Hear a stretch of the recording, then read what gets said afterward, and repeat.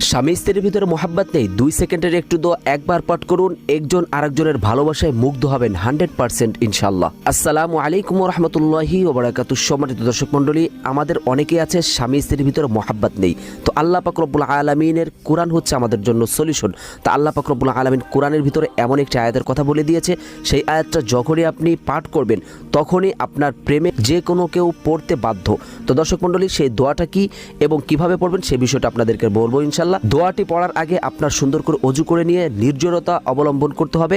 সেখানে যে আপনি দুরুদ পড়বেন, দুরুদ পড়ে এই দোয়াটা 5 বার 7 বার 3 বার যে কয়বার ইচ্ছা পড়ে আপনি আবার দুরুদ পড়ে যাকে আপনি আপনার প্রেমে পাগল করতে চান তার চেহারার দিকে তাকিয়ে ফু দিবেন, সে যাতে বুঝতে না পারে।